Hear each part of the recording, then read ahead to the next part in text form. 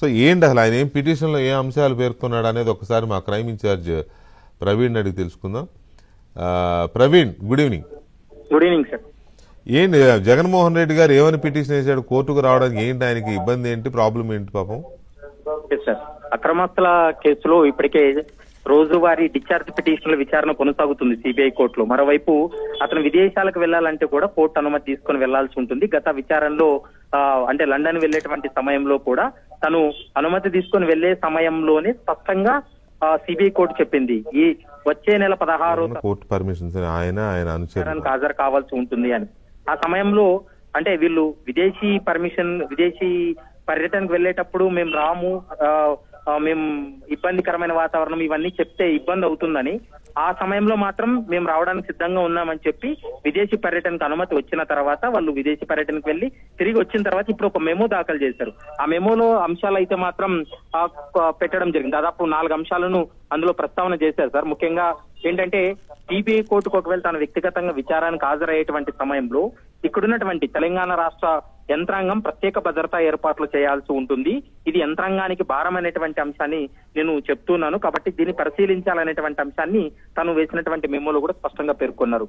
మరోవైపు తప్పనిసరిగా వ్యక్తిగతంగా విచారానికి హాజరు కావాలని భావిస్తే, అంటే కోర్టు భావిస్తే హాజరయ్యేందుకు తాను సిద్ధము అనేటువంటి అంశాన్ని కూడా అందులో స్పష్టం చేయడం జరిగింది. మరోవైపు కోర్టు అనుమతిస్తే తాను ఎక్కడున్నా కూడా వీడియో కాన్ఫరెన్స్ ద్వారా విచారణకు నేను అందుబాటులో ఉంటాను, విచారణకు హాజరవుతాను అనేటువంటి అంశాన్ని కోర్టుకు వేసినటువంటి మెమోలో ఉంది.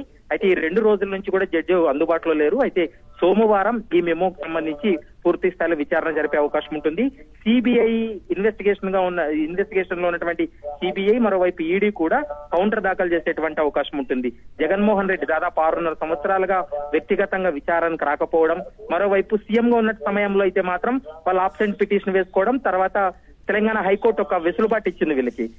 సీఎం గా ఉన్నాను కాబట్టి నేను సంక్షేమ పథకాలు సంక్షేమ కార్యక్రమాల్లో బిజీగా ఉంటాను కాబట్టి నేను వ్యక్తిగతంగా విచారానికి హాజరవడానికి నాకు వెసులుబాటు కల్పించండి, నా తరపున ఒక అడ్వకేట్ హాజరవుతాడు కాబట్టి అనుమతి ఇవ్వాలని గతంలో తెలంగాణ హైకోర్టులో ఒక పిటిషన్ వేస్తే దాన్ని పరిగణలోకి తీసుకొని వారి అడ్వకేట్ వ్యక్తిగతంగా విచారణ హాజరయ్యేందుకు అనుమతించింది. కానీ ఇప్పుడు కేవలం అతను ఎమ్మెల్యేగానే ఉన్నాడు. మరి ఎమ్మెల్యేగా ఉన్న సమయంలో కూడా ఎందుకు విచారానికి హాజరు కావడానికి తనకు అభ్యంతరం ఎందుకు చెప్తున్నాడు? ప్రతిసారి కూడా వీడియో కాన్ఫరెన్స్ అను లేకోకుంటే శాంతి భద్రతలు లేకుంటే భద్రతాపరమైన ఏర్పాట్లు ఇవన్నీ ఇబ్బందికరమైన వాతావరణం ఉంటుందని తనకు తాను ఎందుకు ఊహించుకుంటున్నాడు అనేది ఇక్కడ ప్రశ్నార్థకం. ఎందుకంటే ఒకవేళ అట్లాంటి పరిస్థితి ఉందంటే తెలంగాణ ప్రభుత్వం చెప్పాలి, జగన్మోహన్ రెడ్డి వస్తే ఇక్కడ శాంతి భద్రతలు విఘాతం కలుగుతాయి, మేము బందోబస్తు చేయలేము కాబట్టి దీన్ని పరిశీలించండి అని ఇక్కడ ఉన్నటువంటి రాష్ట్ర ప్రభుత్వం చెప్పాలి. కానీ రాష్ట్ర ప్రభుత్వానికి ఎలాంటి ఇబ్బంది లేదు, అయినప్పటికీ కూడా జగన్మోహన్ రెడ్డి తానుకు తానే ఇలా జరగచ్చు అనేటువంటి ఊహతోటి తను ఒక మెమో దాఖలు చేశారు. మరి ఆ మెమోని సిబిఐ కోర్టు పట్టించుకోదనేది చాలా మంది నిపుణులు చెప్తున్నటువంటి మాట.